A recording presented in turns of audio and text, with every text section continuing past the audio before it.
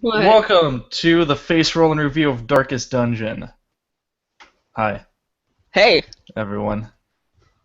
So, Darkest Dungeon. You mean Diddless Dungeon? I mean, Dankest Dungeon. Dinkus Um, Diddless? Darkest Dungeon Dinkus Diddlebutt? is a game in early access. And let me just tell you, That's accurate. it is the downbringing, it is the downfall of the gaming industry. Ouch. No, I'm What? kidding. That's I'm kidding. But, that's a bold Ow! start. um, I think we all had very different experiences of this game, and I think that in itself is pretty cool. let's start by talking, as usual, about what it is.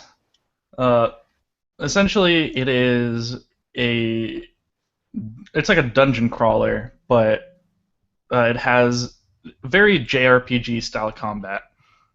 I would say similar to like early Final Fantasy games. Yeah, Yep. it's turn-based. Yep, it's turn-based. It has various attacks, but it's all position-based. There's four spots, and certain attacks can only hit certain spots and only can be used from certain spots.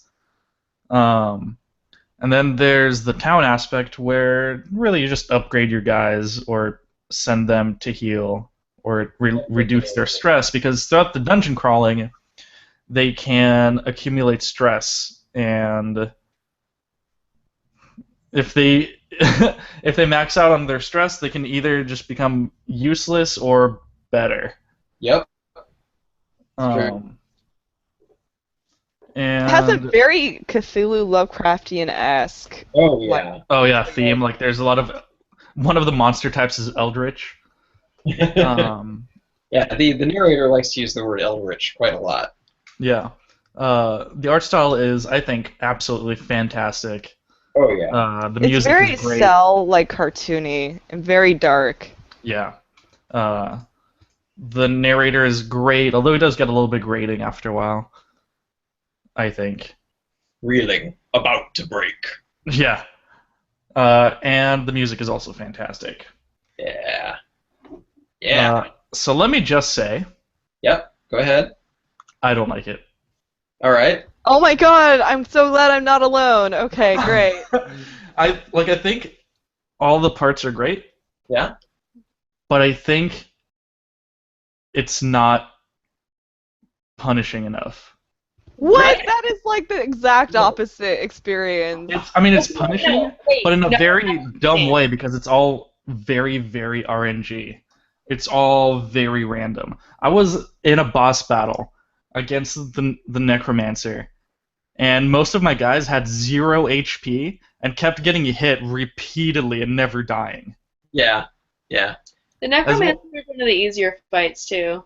it was so annoying. It was such a I had frustrating a fight. It's true. I had a similar experience where I was in a mission and everybody died except for Bonnell. And I mentioned on the last podcast that once things go bad enough for a team I have out there, they don't get to come back unless they win. Wow. And so I sent Bonnell, who was completely alone at this point, into the last room we had to clear with no health, and he was completely alone, and he won against 4 monsters because he constantly got hit but never actually died. Yep. And I actually, at that moment, like I was completely anticipating losing, and it actually created a situation where I suddenly became invested in this character I had checked out on. Like I said I didn't care when I first walked into that room about Bonnell. I was like, "You're gonna die," and then around the time he got down to like 2 of them, I was like, "Oh my God, Bonnell's gonna do this. He's gonna." And suddenly I cared. And that moment wouldn't exist if there were more punishing RNG. But also, Or like, not the- more punishing RNG because RNG in itself is not punishing. I That feel like- sentence made no sense. I feel like for the harder boss battles, they're really punishing. Like, the Hag, I still can't beat her. Oh yeah. Like, that if hack's I rough. try to go into a fight with her, she will eat every single person. And there's nothing I can fucking do about it, because if she eats my main damage person, I can't do enough damage to save them from the pot. Like, But I'm here's just the thing here.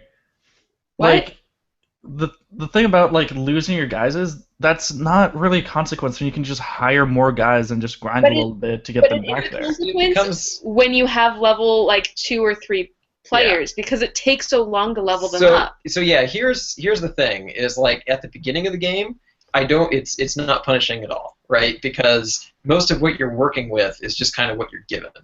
But later in the game, when you have higher level quests, because the further you go, like the more quests you start to get that have a higher rank, and you start to get fewer of the ones that are like super easy. And so it creates a problem later in the game where if you're being too careless, like I've been, and you don't have any high rank characters, suddenly you can't really progress anymore in the game. Like you can't get any more of the bosses because you have these other characters that are super weak, and some of them will just refuse to like go into a hard mission.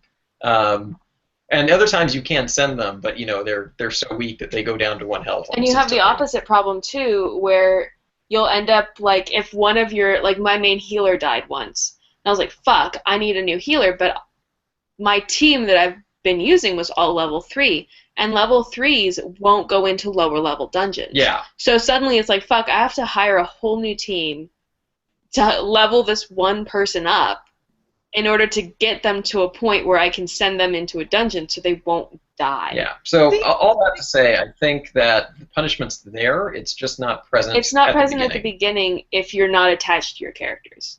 I If you're just feel attached to them, it's super punishing. I just feel like this game is just has a lot of random difficulty, and I don't feel like this game is ironed out design-wise enough to really be cohesive. And maybe it's just me, but like it seems like this game has a lot of different elements that don't necessarily all work together. Like the dungeon element and then the town element of this game just don't really mesh very well. And I don't know, Wait, maybe it's just I What? think I think they mash fine. It's just that the dungeons don't necessarily affect the town. yeah. Is the only thing that I have to say about that. I think I could see what you mean by that. I think that they complement each other very well. Like I actually don't really feel like the town and the dungeon parts like feel incongruous because like it's about. I do agree though. Let me stop. Go back. Figure that one out. Okay, sentence constructed. All right.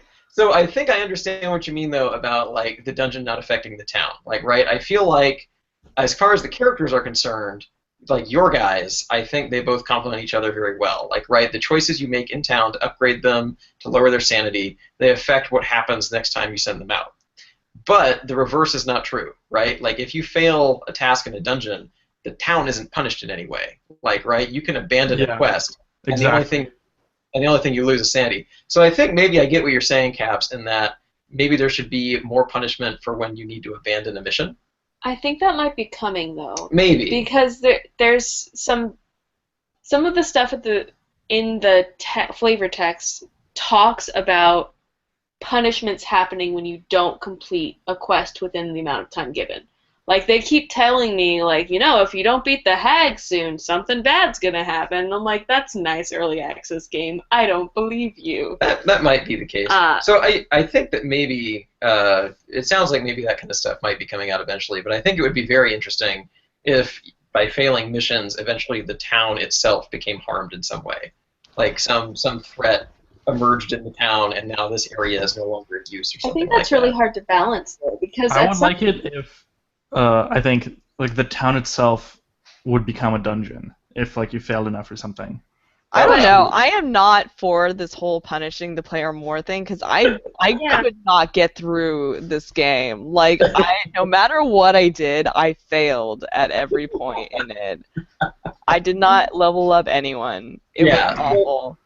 I do think that maybe the game could have slightly less RNG elements in it. Like right, like I feel like right now, in its current state, it might be a little too random. Yeah, I agree. I think that's part of the flavor of the game though, because it's so eldritch and it's so Lovecraftian. It's like you have no control, and you have to like give that up to the random number generator of the game. But that doesn't But make it that fun, I doesn't think. sell it to me. Like, thematically, it might be good, but, like, So fun-wise, I it's actually- not. Man. I And then actually, it's gonna get thematically not played. I actually still really like Darkest Dungeon in spite of that, though. Like all of the parts in that game that I feel are working keep me compelled to keep coming back to it and keep playing. Well, and Um, the randomness, it's terrible, but it's not.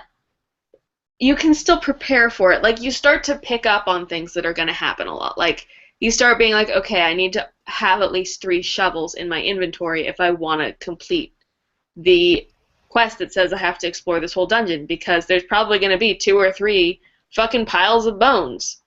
And like you start being like, okay, well, I've realized that because each dungeon area has specific like maladies that they give you, like one is more apt to give you blight, one is more apt to give you bleeding, that sort of thing. You'd be like, okay, well, I probably need to not bring the person that'll just bleed forever if they get blood. Like you start to pick up on preparing for the unpreparable.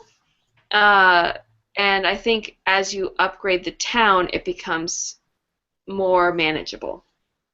But I you don't- do have to like stay with it to get past that. I just really wanted to like this game because it had so many elements that I really liked. It had Lovecraftian themes. It was a dungeon crawler. It had really cool art. But like, I just couldn't get past like any dungeon without having to give up halfway through, and that just killed it for me. I got a Jacob, whole bunch of my guys to level 3 uh-huh. without dying. Oh, go And then screw yourself. I kind of just realized that that's basically what the game is. You go to dungeon, do the town thing, prepare dungeon town, prepare dungeon town. Yeah. I thought it was just Hold the phone, Caps, Yes. because what's the loop of Binding of Isaac? that's different. It's an action game. it's not. So Binding of Isaac is an action game, uh-huh. Okay. so that makes it completely That's different. fair. What I'm saying is like the And gameplay. everything is in my control. If I die, it's because I suck. That's okay. That's fair. That's true. Yeah, but if you die in Darkest Dungeons, it's because you didn't prepare the right tools. That's not true. People. That's not always true though, because the RNG elements are strong enough that it's entirely possible to have things go bad, and just as soon as someone hits death's door, you Well, could yeah, lose them. but you can also run away. That's true. You can be like, fuck this room, I'm leaving. Uh-huh. My argument was not so much about the mechanics as it was about the gameplay loop. Like, right, Binding of Isaac is a game you can pick up and go into over and over and over again, and right, Sure. right so far, yeah. Okay. I feel like Darkest Dungeon is the same kind of concept, but it's for a different genre of game, right? Like you can pick it up and you can keep playing it and doing different runs and advancing, but there's not like a story. I mean, I guess there might be eventually a story that you're going to end, but it's going to take a long time to get there. Like this is a game that seems like It's it is true. an investment. I haven't made it past level 2 of the monsters, of the bosses yet. I haven't made it past level 1 of fucking Hag Lady. Uh-huh. I'm just never going back there. But yeah, like that's my argument in defense of Darkest Dungeon is I feel like this is like the RPG version of that concept. I guess, but the fact that it's turn-based and I don't know, it just feels more repetitive to me. It is repetitive, but I think most games are, so that doesn't really bug me, and it's like if I just put it down, like I have other games, right? Yeah, that's what I did after I played a few hours. And I was Right? like, well, no reason to play this anymore. I understand the repetitiveness. I understand my end goal. I understand how to get there, Uh-huh. but I did not wish to get there. Well, I guess what makes Darkest Dungeon different, because it seems like this game is very different from other games. You know? I think a big part of Darkest Dungeon's charm is its aesthetic. And I think the positioning aspect of the combat as well gives it just that little extra bit of Yeah, touch. because you can get real fucked up if Yeah. you do not because plan that out. the positioning element of it keeps it from just being exactly like a Final Fantasy RPG where it's just like making choices. not only are you making choices, but you also have to consider, okay, this move moves this character forward one spot. Is that going to screw up my other characters when I do it? Can I get away with it? Is the benefit like worth it? Like you're making choices in combat based on the positioning of your characters Well, then that's you not have present in monsters the that can show up that'll be like, that's nice, but you're gonna be in the front now. games. Yeah, the push and pull aspect also. Like eventually you'll meet monsters that can like pull a character forward, push them back, and so you have to respond to that problem in your game as well. I do know it's probably worth mentioning there are a couple of mods out there for this game that try to address the RNG aspect of it. There's two of them actually. There's one that makes the game harder called Darkest Dungeon mod, and then there's one that makes the game a little bit easier, and the name of that one I can't recall.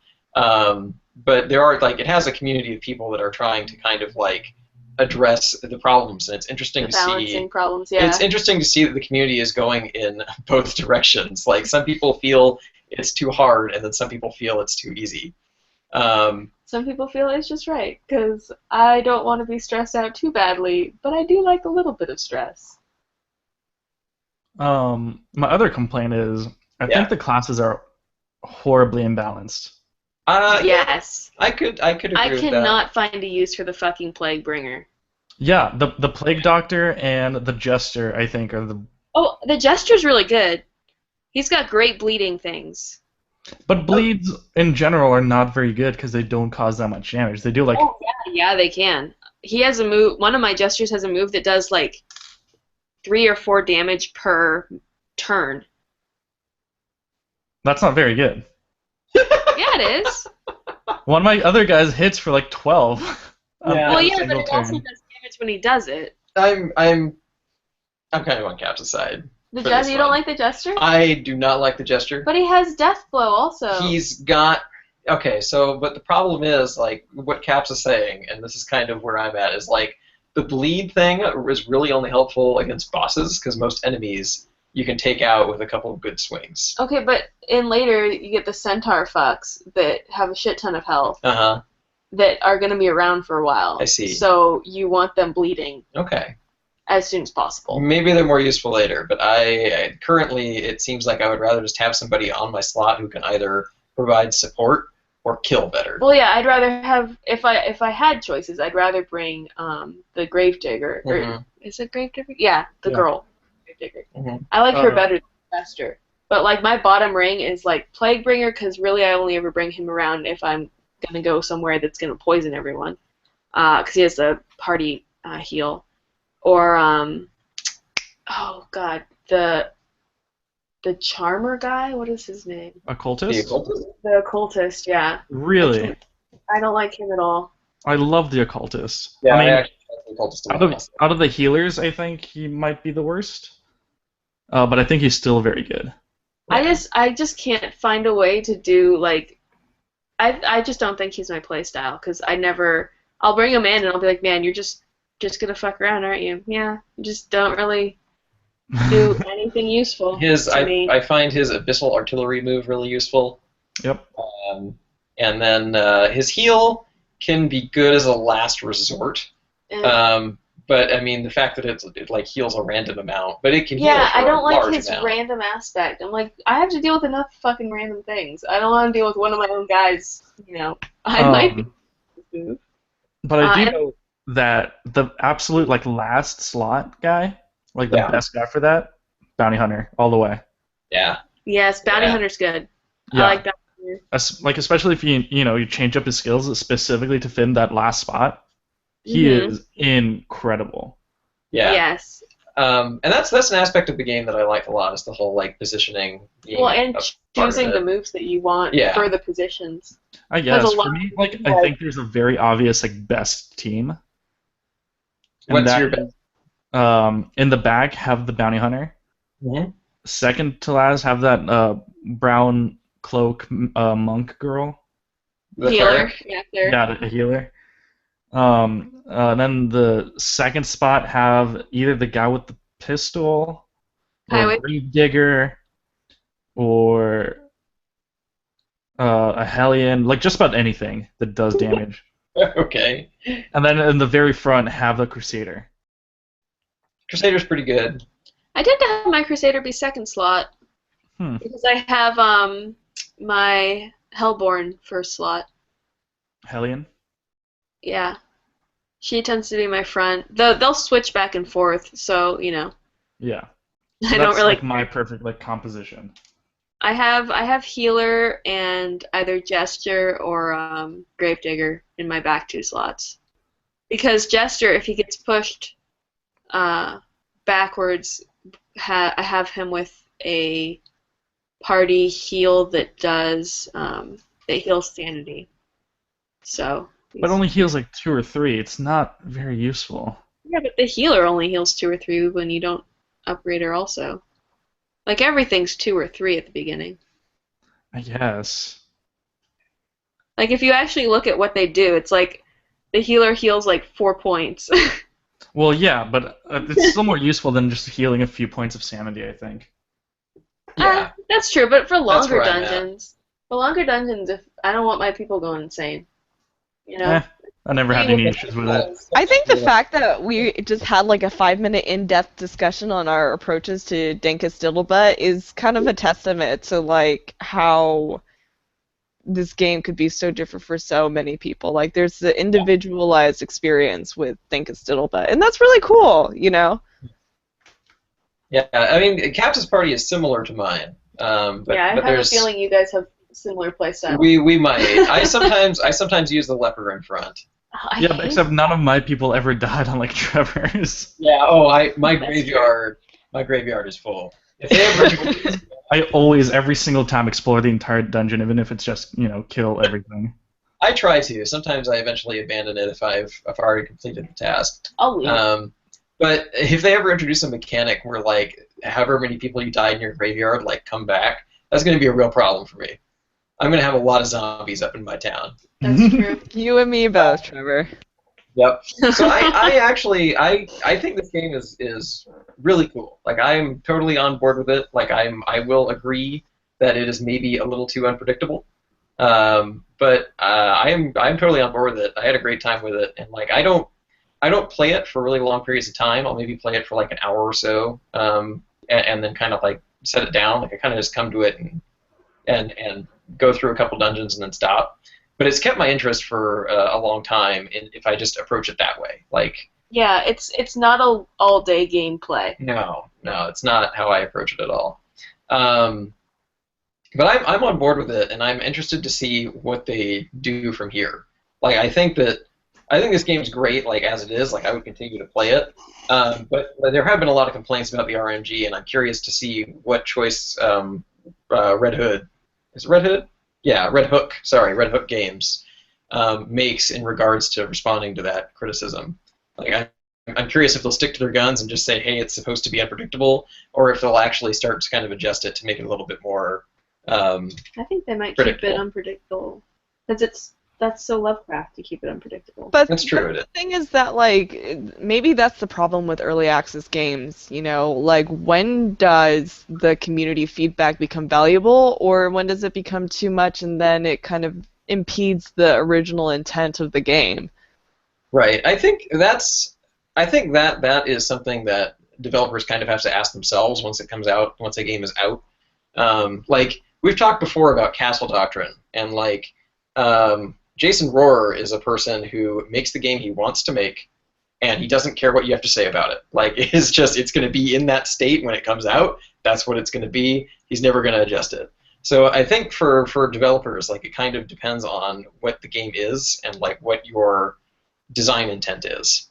So I'm curious to see how Red Hook will respond and like kind of which camp they'll fall into. I really hope that they listen to people on this one. I really want to like this game. Yeah, but which people? The people who want it harder, the people who want it Yeah, it's hard to less say. hard. And that's the other thing is like More random, less random?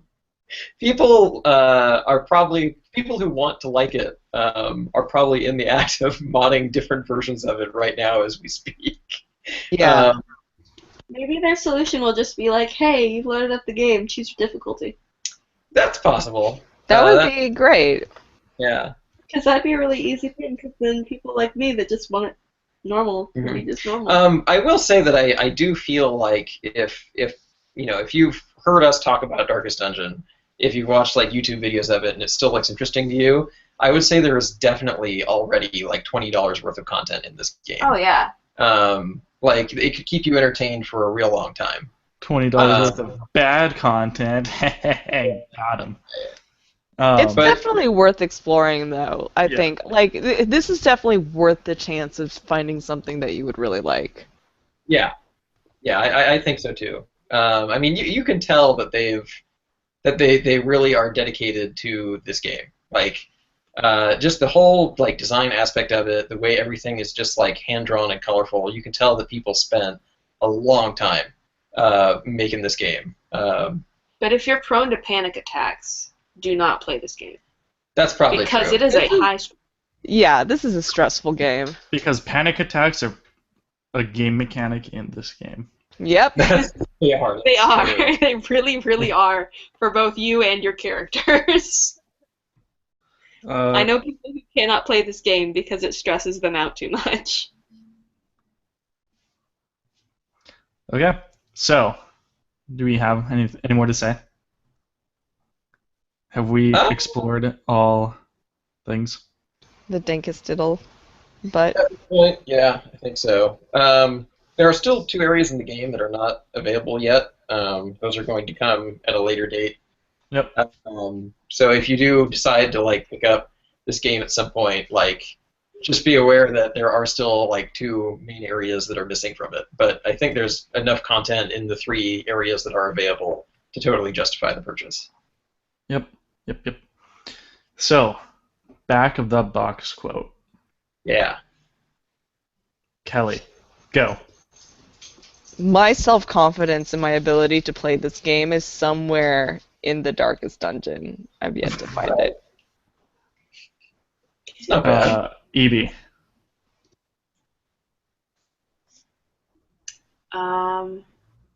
Let's see. I hadn't thought of it. Okay. Should I go next? You should go next. Dungeons be dank, yo. That's mine. Well done. It's like a turn-based Binding of Isaac. I'm glad you've come around to my way of If thinking. Binding of Isaac was a party-based JRPG This would be with Lovecraftian themes and sideways scrolling, and nothing like Binding of Isaac. And it would be this. Yes. Yeah. I like that. Yep. What about you, Love? You got one? Try to survive, but it's fine if you don't. That's pretty good. Hey guys, Yes. before we go, I have something to confess. Okay. Yeah. I just bought Honey Pop and Euro Truck Simulator 2 Well Why done. did you buy Euro Truck Simulator 2? because I am really excited by it. It looks really good. I mean, I own it. I think it was part of a Humble Bundle. Yeah, it was. I've never played it though. Are you considering a career change, Kelly? Is this preparation? Yes, I want to move to Europe. And And be then a drive a European truck. truck simulator. Yes, I will be a one-woman enterprise. I look forward to hearing all about Euro Truck Simulator 2 on the next podcast. Oh my gosh. And Honey Pop. And if you play it together, it's really like going through Europe on a truck. That's how you Wait, seduce Honey Pop women. is? This is how you seduce women in Europe, right, Bejeweled? Yeah. Yeah, I'm ready. Okay. Anyway. That has been a review of Darkest Dungeon. Like, comment, subscribe to YouTube, to SoundCloud, Facebook, whatever. Yeah. Goodbye. Bye-bye. Bye-bye. Bye. Good night.